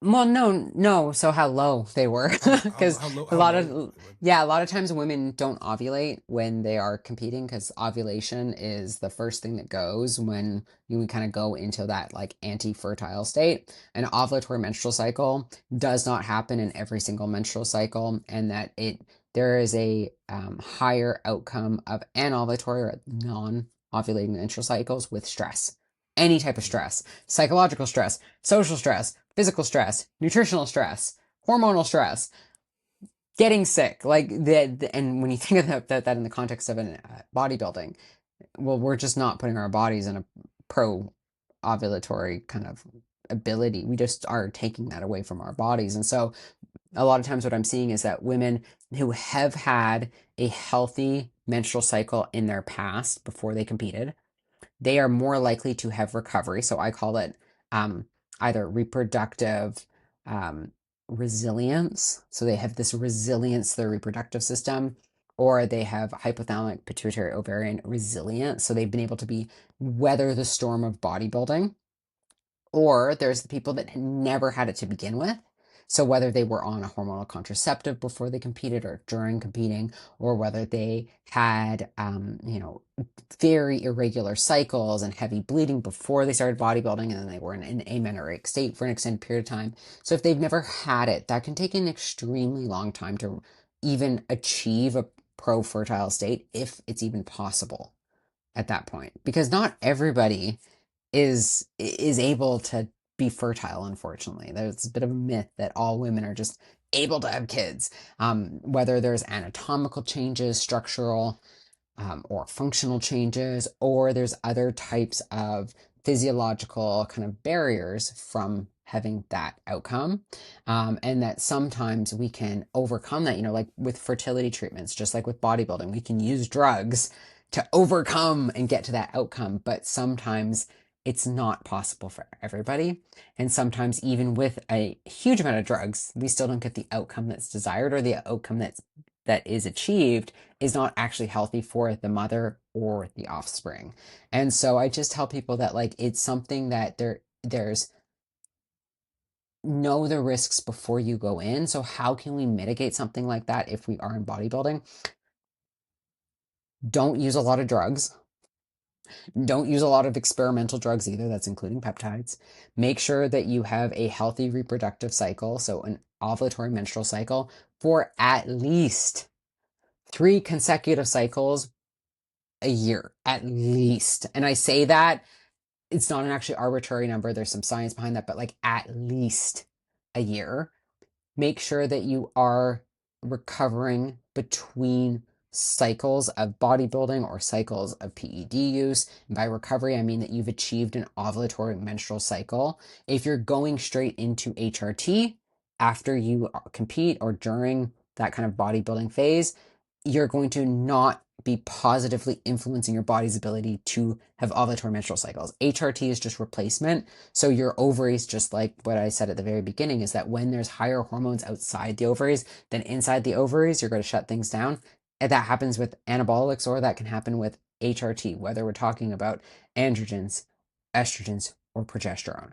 And so the best thing we can do is try to always promote a pro ovulatory state or a pro-fertile state, whether we're on cycle or off cycle, in terms of the lifestyle things we do, in terms of managing our stress load, in terms of making sure that we're recovering properly, in terms of some of the other aspects of like making sure our thyroid is healthy, making sure that our mental health is up to snuff, making sure that we're not depleted in any particular micronutrients. And so if we can do all of that and promote the best health state we can, then we hopefully can weather the storm of being in this like anti-fertile state. And therefore it's easier for us to become in a pro-fertile state once we're done. But sometimes the pursuit of trying to remain pro-fertile is not going to be advantageous for your bodybuilding pursuits. And unfortunately, it's just like sometimes, like I use that metaphor of a teeter-totter, that sometimes if we think about health on one side and performance on the others, those things aren't going to be ever at an equilibrium. Our health is going to be more prioritized at certain times, and then our performance is going to be more prioritized. Well, when we think about something like ovulating, that's part of our health side. And so if we're trying to fight and maintain that, we're not going to maybe get to the point of the bodybuilding goal we want. And it's actually better if we just get in, get out from bodybuilding than prolong that from not going and doing what we need to do, for example, for like a 16-week prep or something like that. The lowest amount of drugs you can use, the better. The shortest duration of use of drugs, the better. Be mindful that something like a 8-week cycle on of an anabolic and then like an 8-week cycle off of an anabolic, although men might do that and to be able to mitigate certain like use for them, that might not be the best strategy for women, because our egg cycles that from our menstrual cycle are 3 months. So whatever you're doing today is going to impact that egg development for the next 3 months. And so it's a bit of a different timeline that we're looking at in terms of use versus non-use versus recovery. And I would think the worst would be like IVF. The worst, like if they can't conceive it, IVF. Mhm. If everything is all good. Yeah, well, I mean, if IVF is an option, but I think what's important to remember is that, so I guess this kind of ties into something, and I've been mulling this over a lot lately because I've been getting a lot of questions about post-cycle therapy for women. And so with men and who use anabolics, there's a couple different options for post-cycle therapy that involve things like clomiphene, or Clomid, HCG or HMG, recumbent FSH, and LH, or those are the signaling hormones. Those things might work for men, but they don't necessarily work for women after they've been on androgens. And the reason is that you're more likely to cause a overstimulation of the ovaries when you have a high level of androgens or altered kind of hormone signaling in the ovaries. So we can't just apply a PCT program for men or a fertility protocol for men to women. Our physiological systems are a lot more complicated. There's a lot more moving parts. And so when we think about some of the cocktails that get given at like a fertility clinic, some of them are echo to some extent what we see with men, but they're timed very specifically. There's a lot of imaging going on. We're doing ultrasounds, pelvic ultrasounds, and transvaginal ones. We're doing serum testing to be able to trigger the drug shots of, let's say, HCG at a very specific time. We're looking at minutia, which is very different than what we're using with like a male PCT or fertility cycle. And so just remember for women that like what maybe a coach might say you can do is not necessarily the best protocol or best approach to take because it's a lot more complicated and nuanced than that. And even when you get them done in a fertility clinic with all this monitoring, it doesn't always work out at all. And sometimes the drugs, even though there's certain protocols that are fairly well standardized, they're not for everybody. And that depending on what your hormonal basis is, certain protocols have to be used. And even something like giving a female who's got low estradiol, for example, HCG, that's good. You're going to feel like crap. Like you've got to be able to know your user, you've got to be able to know your basis to be able to establish what type of protocol is going to make the most amount of sense and also what's the timeline we're looking at. Best case scenario, we're going to try to recover somebody the best that we can with the most um, natural and simplistic measures first. We use HRT as a sometimes a place to restore when there's been prolonged hyperhormonal states, or if we're not getting any progress and the ovaries are just not coming back properly, then HRT might be used in that type of a circumstance. And then from there, we can make decisions as to what's even possible, given that we don't know if the ovaries themselves can make proper amounts of hormones. But if the ovaries aren't given a chance to make proper amounts of hormones because we're still starving, we're still overtraining, we got to start there. We got to actually help nourish that whole body system from head to toe to see what can we do first rather than just like rushing into drugs. Yeah. Listen, that is awesome. I really appreciate everything that you've said, and I really Yeah. think I answered a lot of questions. You really do well at explaining everything, and I thank you for coming on. Where could people find you to work Yeah. with you? Yeah. So you can find me at my website. So it's just victoriafelkar.com. My email is Sure. on there. Yeah. My social media is the same thing. My Facebook is the same thing if people even use that anymore. I'll be doing a lot more work in the next, like after the next 6 months. Um, and there's there is a website. It might still be on my social media. It might not though. But swis.com or .ca. I have done a ton of talks on this subject matter since 2016 that are all recorded What's it on called? Can you? Swiss, SWIS. So it's the Swiss Symposium. And Yeah. it is a phenomenal resource for anybody in this world of bodybuilding, strength and performance, powerlifting, coaching. It's actually John Meadows, him and I got to present It was incredible because I got to actually present on the same stage as him and Dave Tate and Eric Serrano back in 2016 and then again in 2018. So I am very grateful for that organization because they allowed me to talk about female PED use when nobody else would and nobody else wanted to. So that's a awesome organization, and all those are recorded and available online. Let me Um, share it. Here we go. This one? This one? that's one of them. Yeah, that's one of the many talks. Yeah. So that was my one from like just it looks like it's a clip from 2023? that 2023, clip's from yeah. 20, yeah, that clip's from 2016. That was my first year there. Um, and it was wild, to be honest. It was really wild because I got to sit on the very first steroid panel, which was myself and a bunch of other researchers and practitioners. You had Ben Johnson and Bill Kazmaier and Dorian Yates on it. So you had people that were like the biggest, the strongest, and the fastest. So I can always send you the link too if you can't find it. Oh yeah, Um, I'll put it in the link when I edit when this yeah. video is done editing. Yeah. So, it was really cool because that room of a couple hundred people was really one of the first like open door conversations on female PED use. And I'm so blessed that I was able to host that and have that opportunity because we've come a long way since then. But for women listening, just know that, and for men, that our knowledge is not there yet, and our users and our desire to use far exceeds what we know, and that we can do the best that we can, but at the end of the day, these are drugs. They are not fully understood in either male or female users. There's so much individual variance in how we respond to it, and how you respond to it today may be different than 2 weeks from now, 6 weeks from now, 6 months or a year. And so human physiology, like I said, it's so complex. But if I've got seven parting words, seven parting points that will maybe be our takeaways, because I put together this, I called it my manifesto. My husband was like, that's a strong word for it, but it's my manifesto for high performance female athletes in the 21st century.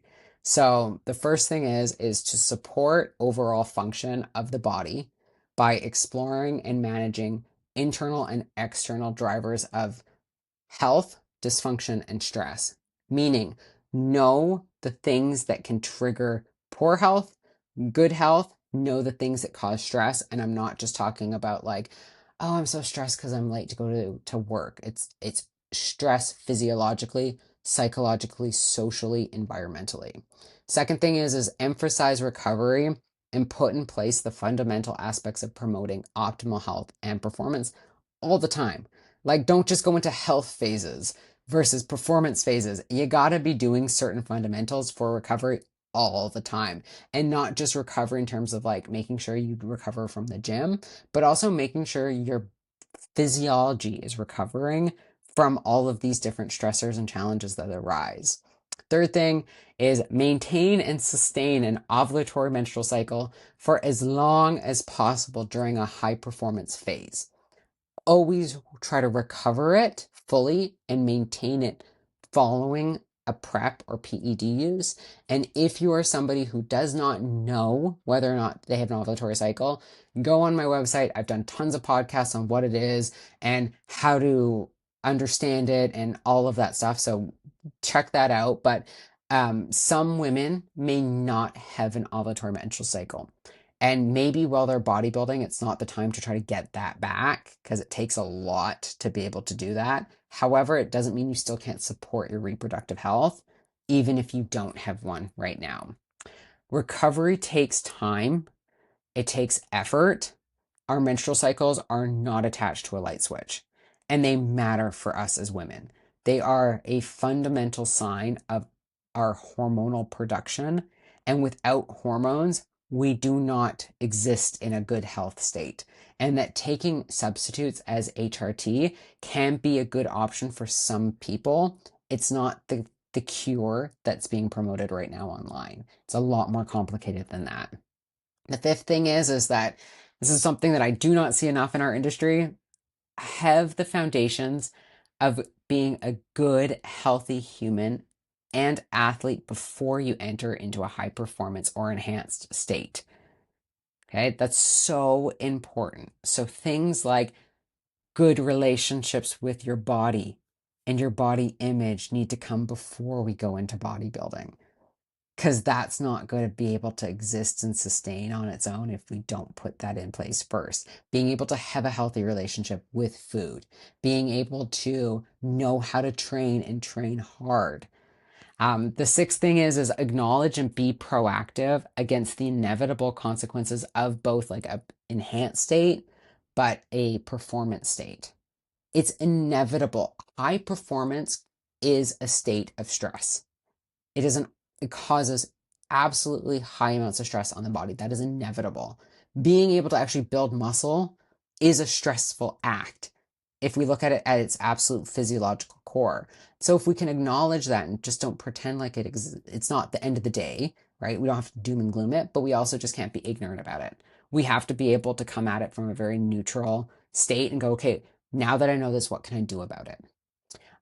Make strategic and individual changes along the way as per needed. Sometimes we don't need to be on 62 supplements at once, particularly if we're using 2.5 milligrams of Anavar. I'm seeing people just throw supplements and more supplements and more supplements at all these different anabolic needs, and they just don't need to exist, at least not in all users. So know who you are, know what you're using, and how you can support it. And the last and most important thing is that know what you're going to do if things go sideways. So if something comes up while you're using, such as like a scratchy voice, or you start to notice increased acne or hair loss, or you just don't feel good, like know what you're going to do. Don't ignore it. Have a plan in place and tell that plan to somebody. I tell a lot of the women I work with that, particularly if they're either first time users or relatively new into use, and even those that are Olympia competitors and like the best in the world. I tell them all to do the same thing. Before you start a cycle, write down what your line in the sand is going to be and share it with somebody, with a trusted person. Maybe that line in the sand is going to be if you start to see voice changes. Maybe that line in the sand is going to be if your blood pressure is sustained at a really high level for too long. Maybe that line in the sand is that if you start to have certain types of depression, if you're especially prone to something like that. Write it down, because when you're in the thick of it, those blinders make it impossible to see. And so if you know what it is, you can at least reflect on it and then be able to make a decision whether or not this pursuit is still the best for you. But if you don't know what that line is, it's real easy to cross it. And then it's too late because you can't go back. And so have a plan in place. The unknown can happen. But if we can communicate and really acknowledge that, then at least we can work through it. That's my manifesto. Yeah. Listen, that was really good. And I'm hoping, competitors getting into this, just even in bikini and even in the fit model, even just starting out, like I'm hoping that they can see this, and hopefully the title of this will be like something that they should, this is something that they should watch. And if they are going to decide to go into this route, and honestly, your knowledge base is just incredible, Victoria. And Thank honestly, you. I'm looking forward to you becoming a doctor, and your body of work is just, it's truly amazing. Like I said, Oh, you thank you. you don't have to be an Ivy League professor. I feel like you could teach a whole school. Yeah, Like, it's been a pursuit. I as I look on my desk and I've got all these different files and stuff, it's right now we're in this real weird place in bodybuilding where everybody's like evidence-based medicine versus bro science. And I'm like, yo, just drop that. Some of us, like John, myself, we love the sport of bodybuilding. We love it. So what did we do? We tried to learn everything we could, but we also tried to walk the walk. And we tried to get in the trenches, and I learned that from him. And I try to remind people that we can coexist as bros and as scientists, as hardcore lifters, and as people that have a knowledge or a thirst for knowledge, that we can bring all of that together. And that's what's going to make us the best athletes, but also the best coaches, the best moms and dads and sisters, and just human beings, because we are doing the work in the thing that we love. And that's been, I mean, John taught me that, and it's been one of my guiding lights for my entire adult life, actually, because it was 18. So yeah, my entire adult life. Mhm. I mean, listen, not many people are willing to go that route, and I felt like it was like not really talked about. But I'm happy that you're the first one probably to be on it, and a lot of people are going to appreciate for what you do and Mm, what you not just what your accomplishments, but what you know give back to in our community. And God bless you. thank God bless you. John Meadows, and rest in peace to him. If like I'm Yeah. happy that I finally got to talk with you, and I Well, appreciate you thank for you. coming on, Victoria. Thank you so much. I've enjoyed it. I don't do many podcasts or outreach right now. That's going to change obviously in 2026, but I when I got your message, I was like, you know what? It's time. It's time. You're my first one of 2026 and my first one in about 6 months. So it's time because I can't the industry needs to get shaken up a little bit right now. Yeah, You and guys I have hope forgotten about me. they won't forget about you when they see this, especially especially athletes coming up. So, and it's good to put it out there, and that's what I'm trying to put it out there. Yeah, I've brought on other guests from like Miss Olympia champions. I've yeah, had I'm trying to get more coaches, but I've gotten athletes, even athletes starting out, seeing what they come from. I bring them on, talk about their story and how people yeah, can learn from them. That's why this podcast is called Greater Than Ever, because I want people to learn how they can be greater than ever and learn from yeah. other people's experiences. And your education background, that's something that is very valued and something that I think people are going to cherish for a long time. So Oh, thank you. once again, Victoria, thank you very much for coming on, and you Thank you take so care. All right. much. Have a great night. All right, you take care. Bye bye. Bye.